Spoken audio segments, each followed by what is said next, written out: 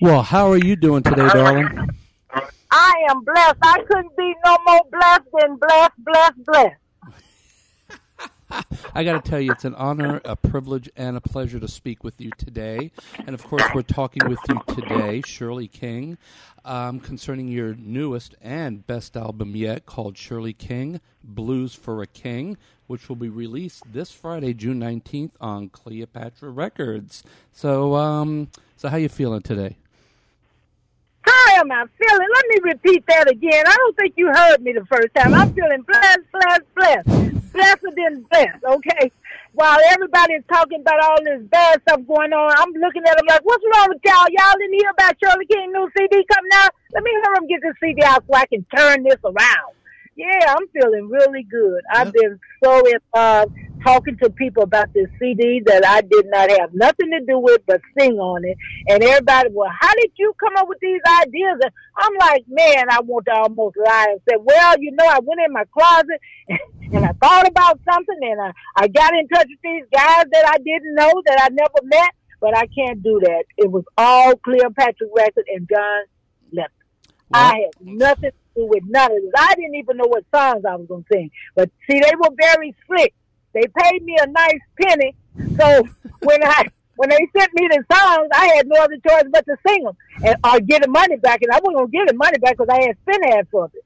So I had to sing the songs. And now I am so happy that they saw a direction for me to go in that could be such a blessing, because I got rock people and all kind of people trying to talk to me.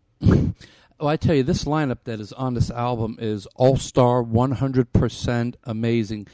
Joe Louis Walker, who I actually talked to today at 1 o'clock, we did an interview with him, and he had nothing but amazing things to say about working with you.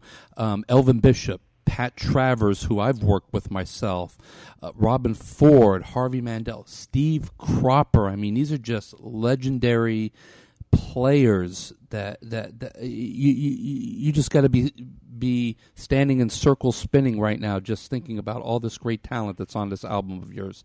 I'm telling you right now, every time somebody that interviewed me and asked me what I think about the pandemic, I'm like, pandemic? What is that? Man, I'm doing so, I'm probably, and you said the best, I never really had an album out. I mean, I've had 2 albums out that were like somebody did them, and when they got mad at me, they put them in the closet, and they didn't play on radio, and didn't nobody know me from an album. People knew me because I was B.B. King's daughter, and then when I went on stage, I earned my place. Amen. There. Yes. But outside of that, nobody was talking about no music, about Shirley King, and nothing else.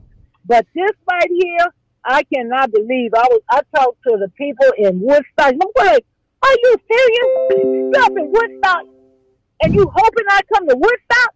Oh, man, let this thing hurry up and go away, because I want to get busy. Amen to that. Oh, you're dying to get out on the road, I bet. Oh, I can't wait.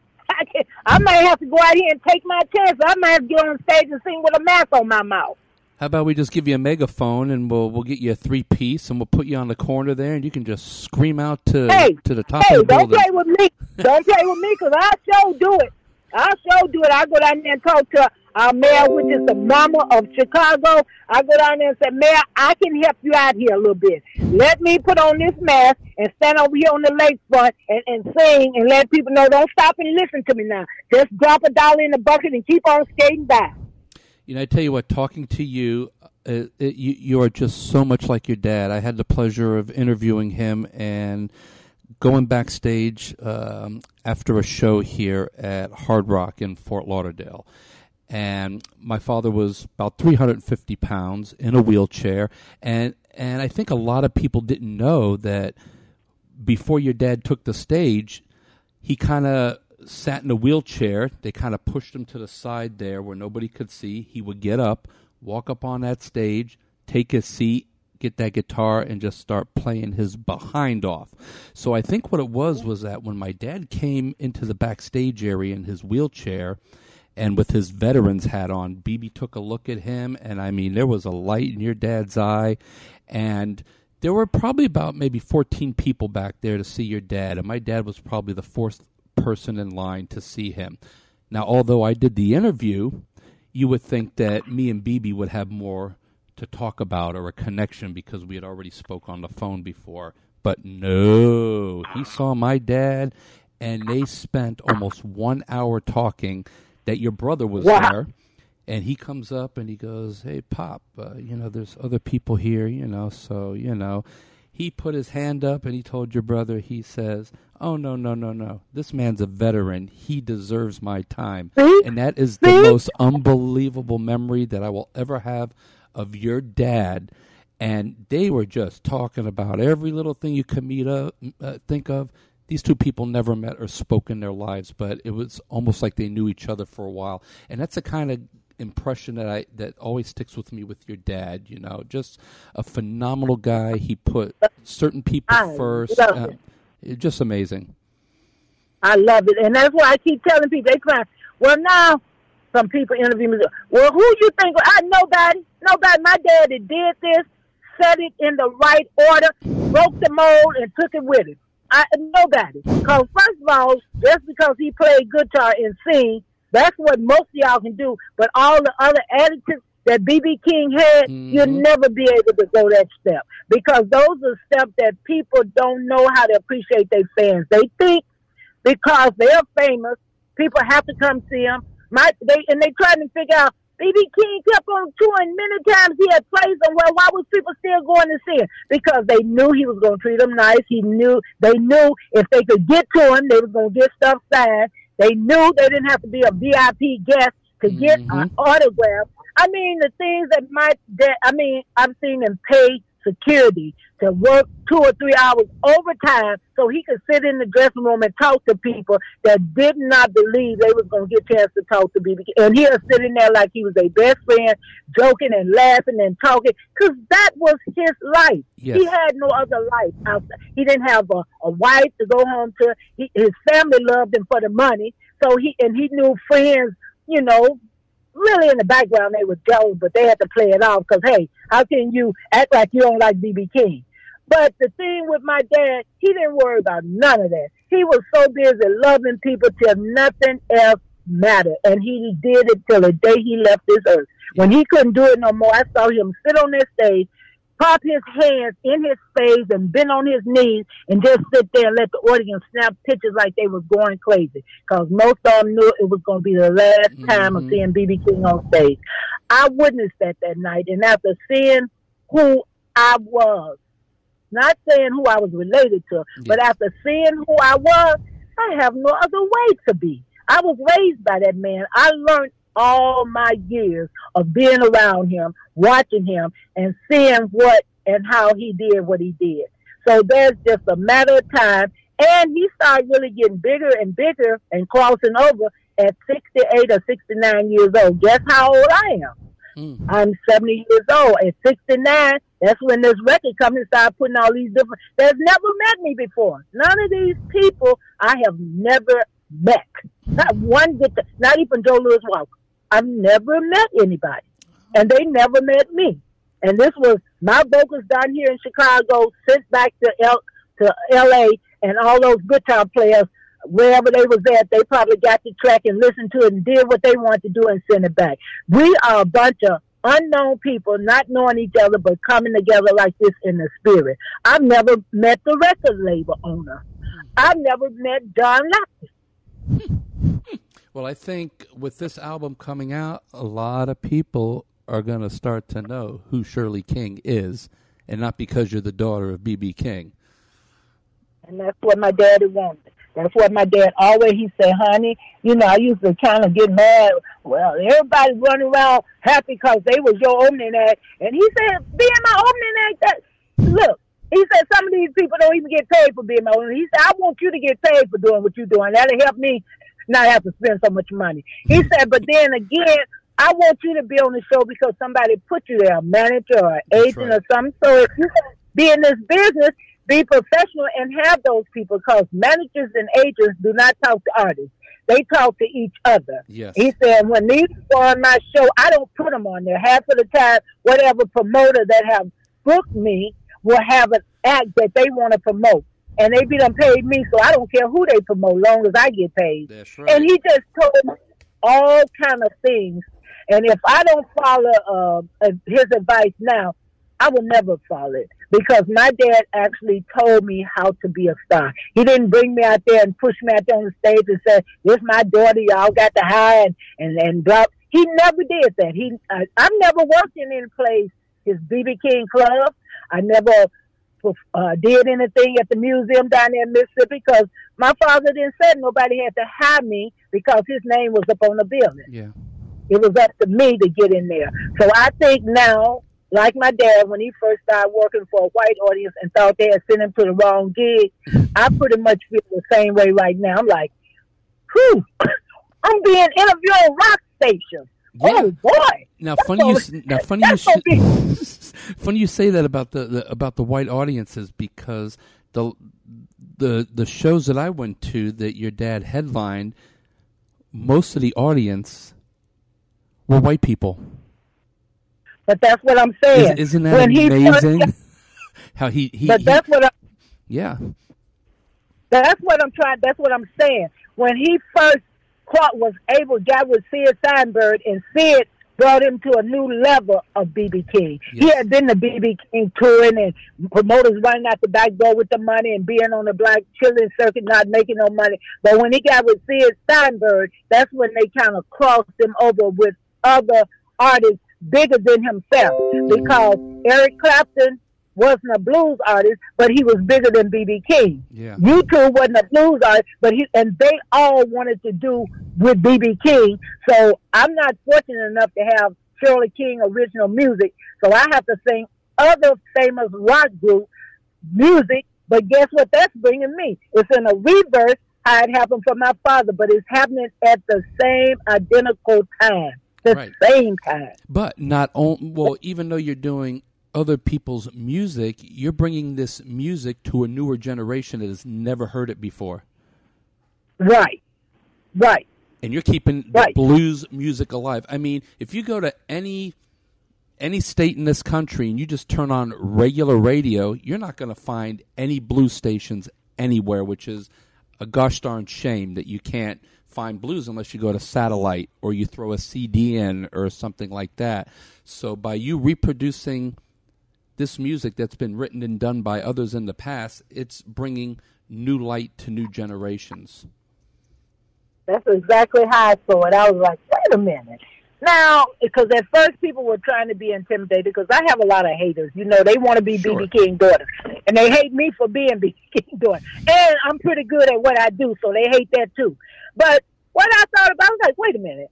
Man, it's all right, Mama. Come on, I can talk about people when I walk on the stage to do either one of these songs. Mm-hmm. It's amazing. I can carry a whole nice little conversation on about the legends of the music from the legend of the guitar players that's on my song. And God forbid it if they pop up one night at my show and I said, ladies and gentlemen, so-and-so in the house. That's how my daddy used to do it, and I'm going right in his footsteps. Right there in his footsteps. And guess what happened? The people that's been trying to compete with me and keep me down and out of the business, now they released a remix of my dad and Eric Clapton the week after my gig. And I'm promoting the heck out of it. Because anything that has to do with my daddy, I'm not going to fight against that. And it looks very good. Yeah, it looks very good now because Shirley King stuff is released one Friday, and the Friday after is B.B. King and Eric Clapton. Now, who thought of that? But they going to make sure, wait a minute, Cleopatra doing that for Shirley King. We better hurry up and do something here. So I'm sure there were people behind the scenes saying, we ain't going to let her run like that, but they don't know. That just made it better for me because I said, I'm dedicating this to my dad for Father's Day, which is the 21st. Yep. This is my present for my dad for Father's Day from his daughter, and it's going to be talked about every night on the stage. But look what my daddy did. He said, well, honey, I'm so proud of you. I'm going to bring back some of the stuff that I did so you can see. And he didn't just say, I'm going to bring it back with some of the local, the blues people. I'm bringing it back with Eric Clapton because I know that was the best of. Now, whoever came up with this, I don't know who did it, but it just fit right in my plan. They might have thought they was kind of competing with me, but they didn't do nothing but do me a favor. Absolutely. That's right. Mm-hmm. Now, the last time I saw your dad was at a press conference before a show, and on the same stage with him walked in Al Green and Etta James. I know that you probably got so many stories about Etta. Oh, boy. I got a story about that last time you saw him and Al Green and Etta James walked in. Oh, we got to hear it. My daddy knew I had deal with Al Green for about 3 or 4 years. He thought it was so funny. And when Al Green all of a sudden ended up on tour with my daddy, I'm like, how dare you? You got Al Green out there and you ain't even brought your own daughter. Then Etta James was always with him. Etta James was on the B.B. King Blues Fest every year he did it. Mm-hmm. But she would always get sick and couldn't last them 6 weeks. The only person that could keep up with my dad for them 6 weeks of that B.B. King Blues Festival was Dr. John. He was the only one that said, hey, he had Johnny Lane out there one time. He got sick after 3 weeks of the tour. Had Buddy Guy out there. He like, the hell with this. You know how he cursed.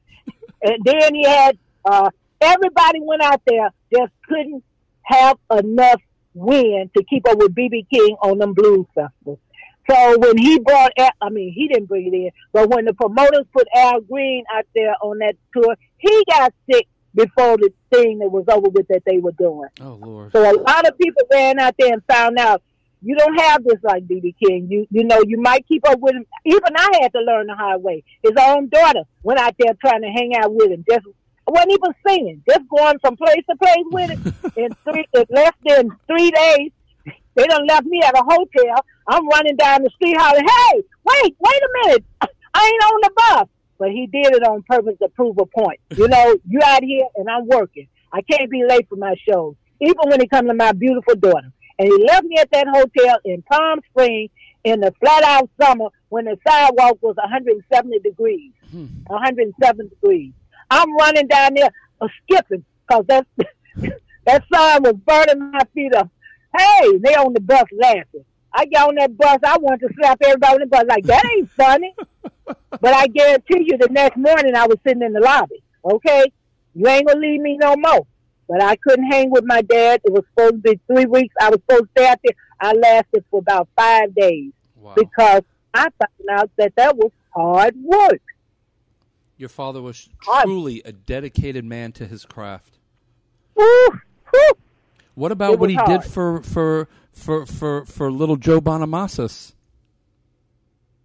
Well, I reached out to Joe. I mean, I didn't reach out to a lot of people. Some people I thought just would say, hey, BB was such a good guy, and we know you in the business. We know you've been out here for a while. I reached out to him, and his people come telling me to buy some $500 VIP pass. I ain't had nothing to do with him since. Because when you can go on there and blow it up how you did with my dad and all that, and you know, I felt it was a slap in the face. So I don't know him. Mm-hmm. I've never met him. And after that happened, I don't want to know him. Yeah. But the thing is that people that respected my dad and want to treat me like that after my dad left, I just, you know, I did get a chance to go to a Santana concert because when my dad passed and they had the service in Las Vegas, Santana came to the service and he let the people invite B.B. King's family to come to his concert. But then he cussed out a young girl so bad, I wished I hadn't went there because I hated to see that happen because I had such a high respect for Santana. Mm-hmm. And when I saw that, I was like, whoa.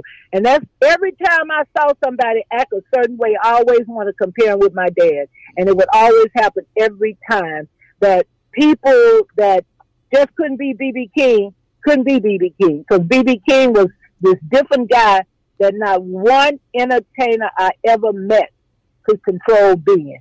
I mean, you know, nobody, I've been on Facebook for 5.5 years, and not one person have ever said to me any bad or negative thing. They all got wonderful things to say. So if it wasn't for Facebook and my dad is left behind friends and entertainers that really worship him and people that met him, and if it wasn't for the stories I have heard about B.B. King from people, I wouldn't want to still be here. I mean, I hurt every day that I don't have my father. Yeah. My father was the most wonderful thing in my life. Yes. And when people treated him bad in the end like they did, pulled myself away from everybody because I was so angry. Nobody tried to save him from what he was going through in the end. And that's why it makes me push harder to do what I'm doing, because a lot of people on Facebook know what I went through. Mm-hmm. But the people that don't know me, they're going to get a chance to hear the real story. And God would not have God would not have done this if he didn't want me to be able to lift my daddy up, no matter who else don't pay him any attention anymore, because he's gone. He's going to be getting lots of attention from Shirley King, because every night on my show, the voice of B.B. King will be calling me on the stage. And a big screen going to drop down with B.B. King behind, playing Lucille, and the thrill is gone, and Shirley King going to be singing it her way. I can't sing my daddy's song like him, but I can sing it my way. And the two of us together, we're going to send people out there. They better come with a bunch of clinics, because I'm going to send them out there crying every night. Yeah. And then before the thrill is gone ending, I'm going to jump into feeling all right. Oh, my God. I'm going to make them dance crazy. Then I'm going to make them sit down and cry. Man, I tell you, I can't wait. And do you have any kind of idea when you might start to think you might be hitting the road? You know, I wish I could say, because it's all up to this thing. You know, we can't go anywhere and perform anywhere. But I know how to do acoustic stuff. I have another musical that I'm working on, because people love hearing me talk about my father. People know B.B. King from the stage, but from the intimate part of me, when I'm on Facebook talking about my dad, man, people just be there. They just stay there. I stay on there for 2 or 3 hours. They stay on there listening for 2 or 3 hours on Facebook Live. Even the people at Facebook Live let me go 2 and 3 hours. People, wait a minute, Facebook don't let you go no. I said they let me go 2 and 3 hours. I got it on there. I got videos on there. Yeah. So, I mean, when they get to talking about B.B. King, and then I'm talking about B.B. King, it is one hellified thing. And I said, okay, well, I can go into restaurants or intimate places and do this one-woman musical about my dad and get over just as well as I can with a hot band behind me. So I got many things that I want to add into this tour. And I'm also, because I'm so dedicated to doing the blues in the school for kids to learn about me, about my dad, about the blues and everything, I have my own blues program that was created around me and only used 2 people in it. That's B.B. King and Booker White. The reason Booker White, because that was B.B. King's cousin that was getting famous before B.B. King. And he was traditional. So he was in the Robert Johnson bunch. Then here come B.B. King being B.B. King. Now here's Shirley King being B.B. King's daughter, being Booker White's cousin. So I mean, this legacy is 3 jumps. Yeah. I mean, I got a lot to offer, and there's been many people trying to compete with me, giving benefits and giving tributes, and people are showing up at these places saying, "Well, where's B.B. King's daughter?" So they didn't even realize how bad they were making themselves look by trying to cut me out of everything. My own family telling me, "You done had too much of limelight. It's time for you to go and let somebody else get some limelight." Lord. Excuse me? I've earned this limelight. I've earned this for 30 years. My dad was out here 20 years before I came out here. I came behind him. I'm behind my daddy 20 years. And I don't intend to let nobody that wants to be famous now that the person ain't here. I was earning this while my dad was living. That's right. So I can't wait to tell these stories. I mean, when they said things to me, like some guys, you know, they get very jealous. Some guy came on telling me about the tribute, and I'm like, well, would you tell those people that did that tribute to send the money on, because the family is really needing that money, okay? Yeah. If y'all did so well honoring my daddy, then it should have been some money to pay the estate. Of course. So, you know, like I said, everybody wants to play games with me. I'm such a good game player. I learned that from my dad. My dad didn't, you know, he didn't always speak out, but he can always let you know where he was coming from, because he could do it so nicely. And when you sit there and scratch your head and say, wait a minute, I think BB just cracked us. Let me tell you, I got a quick story. The first time I met your dad was at another press conference all by himself before a show at Hard Rock here in Hollywood, Florida. Never met him before, so we're there, and there's probably about 20, 22 of us journalists in there with a lot of photographers. rule number one in a press conference, and especially I think your dad had requested it too, is if you can take all the pictures you want, but no flash. They were sitting probably, the closest photographer was probably about 6 feet away from him. So you could imagine if you're going to use a flash, you're going to blind your dad right off his chair, you know what I mean? So press conference starts, and here come the flashes. Your dad didn't say nothing. He answered a question. He answered a second question. By the third question, he let them know exactly how he felt about these bulbs flashing in his face. And that was the first impression that I got of your dad, that, you know, maybe he's just an ornery guy, you know. Maybe he's just bitter about something or whatever. I don't know, you know. So the first impression that I had of your dad wasn't the greatest one until I went back with my dad, and he spent over an hour with my dad and with me, and we got to see who your dad was. And then looking back, I realized there were stipulations in place for the photographers. They did not follow the rules, and your dad had to put them back in their darn place because it was affecting him. You know, he couldn't do the press conference adequately with all these, you know, lights flashing in his face, you know. So that's what I like about your dad. He'll give you the shirt off his damn back. He put my dad on his tour bus. My dad was in a wheelchair. He could walk a little bit here and there. He had 2 guys help him up the stairs of his tour bus and sat with him in the bus. To me, that's like your dad inviting my father into his home, because that was his road home, you know what I mean?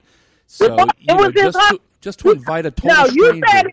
You know? You said it right at first. My daddy's home was the bus. He had a place where his stuff stayed. Mm-hmm. He never stayed in none of the places that he had as a living quarter, because the bus was his living place. Yeah. And it was nice. It was cozy, and we felt like royalty that we were invited into his home on wheels. It was the most amazing thing. I'll never forget that. But you know what? I know you. That's what I'm saying. My dad was so humble and so gentle, but in certain things, he wasn't going to let you disrespect him. He'll let you know, wait a minute now, you know, because if you had met his father, you would have known, you done brought the Albert King out of B.B. King. Because his daddy, he was a cat cooter. You know, he was the meanest man. It looked like he ate pepper to live in his lifetime. My grandfather was so the other side of my dad. You look at him and say, you must be like your mama, because you can't be like your dad and your middle sister, because the middle sister was like the daddy. Yeah. The daddy just cousin. Then you know, you just couldn't. But my dad, you had to do something disrespectful. Like one time, he had paid these people to let him stay and sign autographs, right? And so the people that worked there, he always gave them big tips anyway, because my daddy was a big tipper. He didn't hold money. He just gave it away like it was nothing. Mm-hmm. So he had gave these guys a lot of money to, you know, make sure his fans were comfortable and to make sure they had seats and blah, blah, blah. So after a while, Daddy was sitting there enjoying and got to talking and having fun too much, and the guys wanted to go home, right? It didn't matter. They had got paid. They ain't ready to go home. And they started kind of being a little bit bitter to Daddy's fans and stuff. So one of them came in, was standing, and they didn't offer the lady a chair. And Daddy stopped the conversation, looked up and said, what the hell are you? I did not pay you. And everybody stopped and looked off. Nobody had never saw B.B. King snap. Yep. And I just scratched my head and said, and y'all don't know, he can do it again. Just don't disrespect him. He did not take no disrespect, because he knew he was the nicest person in the world to anybody. But then sometimes people think because you're too nice, you're a pushover. Yes, that's right. They take kindness for weakness. Yep. So that happened in the dressing room one night. So I can hear what you're saying, and I know it's the truth, because that was my dad. People didn't get a chance to see that too often. No. But when they did see it, they realized, oh, BB is a really nice guy, but I don't think we better really mess with it. And his daddy was like Albert King. You know the blues singer Albert King? Oh, yes, I do. Okay. That Albert King act like B.B. King's father, and when he came and told B.B. King's father that he was his daddy, he told him, if you don't get there, you're a grown-ass man. You coming up here to you my son. You better get up out of here. But he told my daddy, anybody you done went with it, if you slept with them, they say that's your kids. Those your kids. But when somebody came and told him that, he cussed them out. That Albert King act like my daddy's Albert King. That's how my granddaddy was. He was very mean. I mean, you know, I don't know. I had to go through a lot of beatings and stuff, but I wanted to be around my dad, so I took him. I took him just so I could stay around my dad, because my grandfather just look at you and knock you out. Yeah, we all took our beatings, you know. Yeah. But look where we are right now.